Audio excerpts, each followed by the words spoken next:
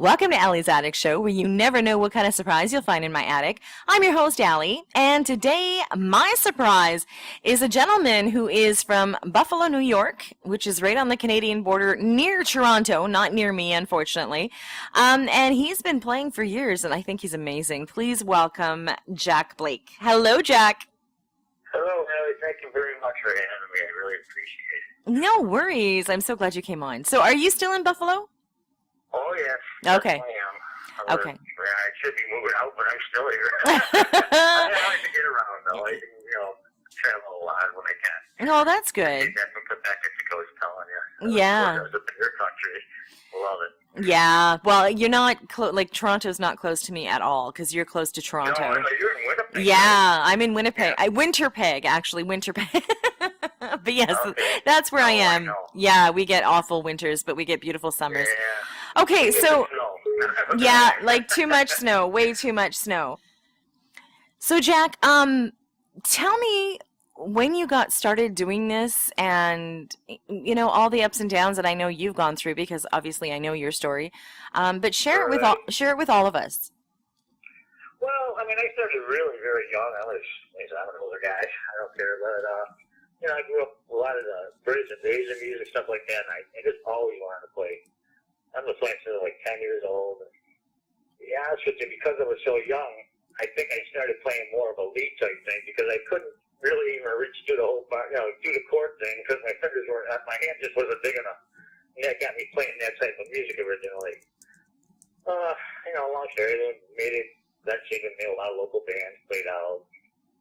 Like you said, good personal things. I had a few accidents over the years, and that gave me time to kind of collect my thoughts and gave me time to sit down and really just start recording. And going back somewhere, some years ago, I actually had an 8-track recorder. I don't mean to kind of plug into a car. I had an 8-channel reel-to-reel, which at the time everybody was doing these overdubs on these cassettes. And I used to always overdub, and I had another buddy of mine, and we do full band things just between two of us.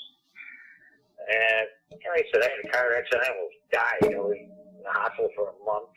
Good Lord. That wasn't good. But No. I'm here, so that's not what really matters. But, a few different things like that is giving me time to catch up. Even going back to the car accident, like all these years later, my knees finally gave out because of the accident, and I had both of them replaced. And that's what gave me a chance to sit down and really start doing the recording again. I went off on a 24-track digital station, and I just started doing things of my own. I had all the equipment. I got, basic keyboards. I even got a sitar down there or whatever, Mm-hmm. So I just kind of come up with different things.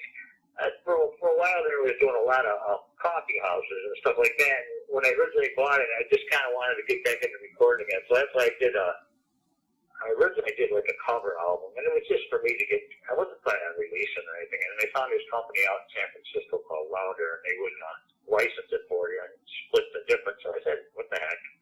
So I did release one going back in 2014, and after that, I really didn't do anything for a couple of years until I had the surgery again, and that gave me some time. One thing came after another. I came up with a song, and that was all right, and I just kind of kept working on it. And I made some contact with people. This guy named Kyle Waltz did a blog. He did a review for me, and they got a lot of encouragement. Mm-hmm. He more or less tell me what to do, like you were just telling me about the YouTube thing. I really don't.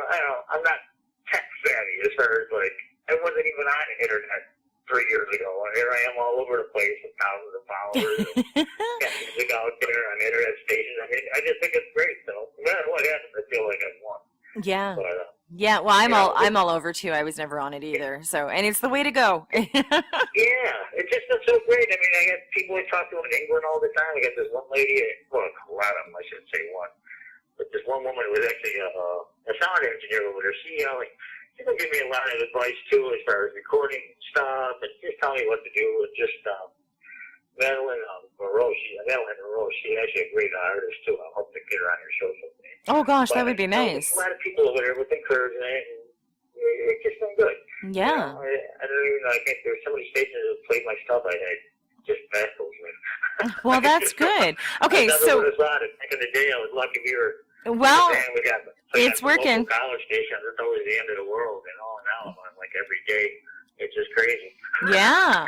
Well, you've had one song released, No Matter How Many Miles, on a compilation album on Fast Factory Records.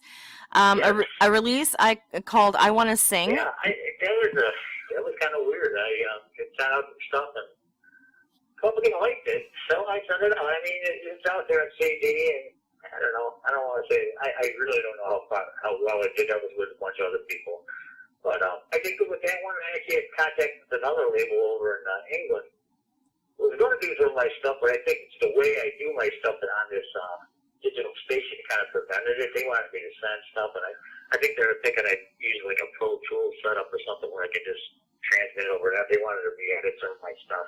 But it's just the interest alone. You know, it's encouraging. I've talked to a few people. Yeah. You know, other outfits in there. If it happened, they ever get signed or whatever, that'd be great. If not, you know, I don't know.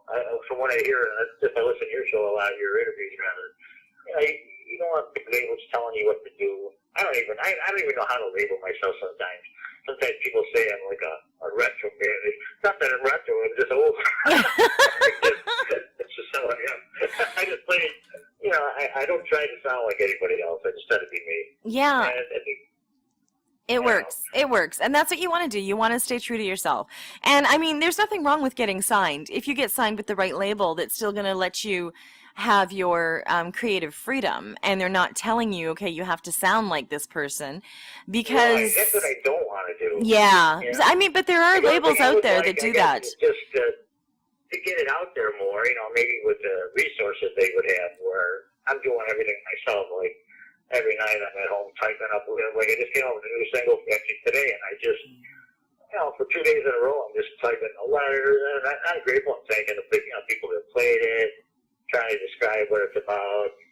I was just thinking, if I were to get some kind of, you know, signed by whatever, I would just have some more help in getting the promotion and taking care of it. Yeah, well, and I know some indie artists just get a manager. They don't sign. They just get a manager to help them, or a PR firm, and that's the way to go too. Because I mean, then you still have your creative freedom, but you've got people helping you behind the scenes. Because that's what I'm struggling with. Because it's just me and my manager, and it's starting to grow, and I'm getting it's getting crazy.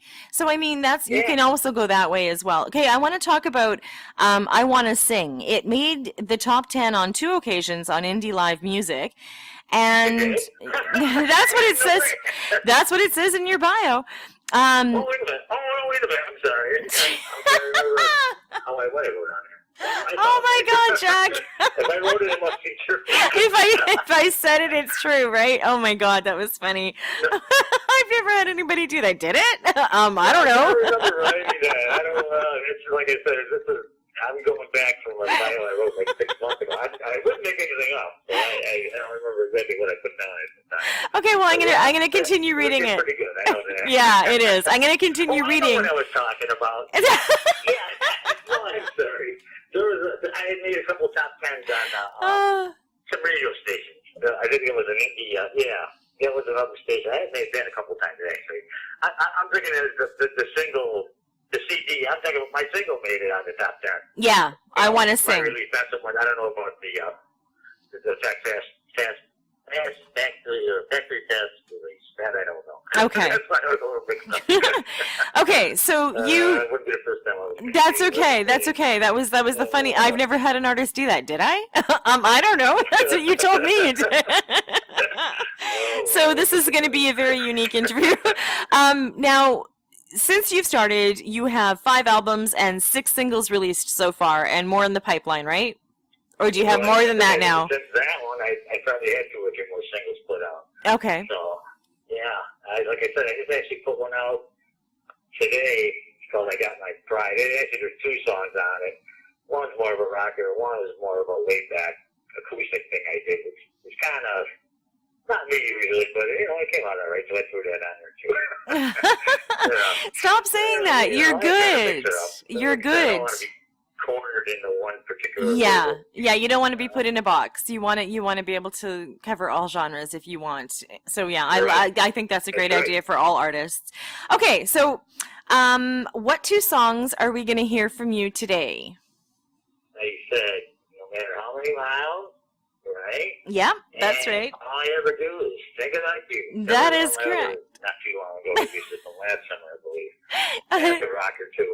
They're great songs. Great songs. Stories, but just like I said, I've been around for a while. I just base a lot of my songs on it. A lot of times I'll just come up with the music and I'll come up with the words later.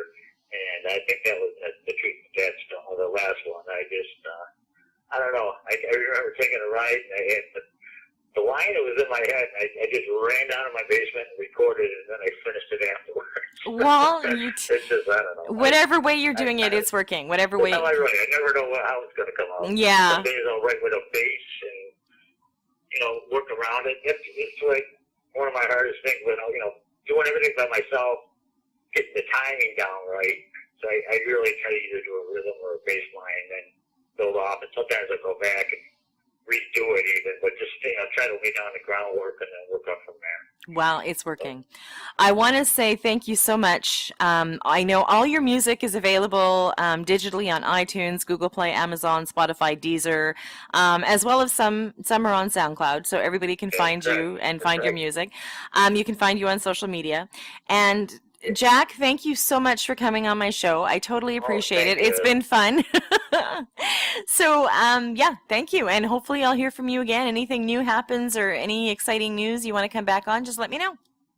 I'll do it. I appreciate it. Thank you so much. You're welcome. Good luck with your new show next week. Oh, thank you so much. And thank you for joining me on Allie's Attic Show. Keep checking my website because you never know what kind of surprise you'll find in my attic. Cheers.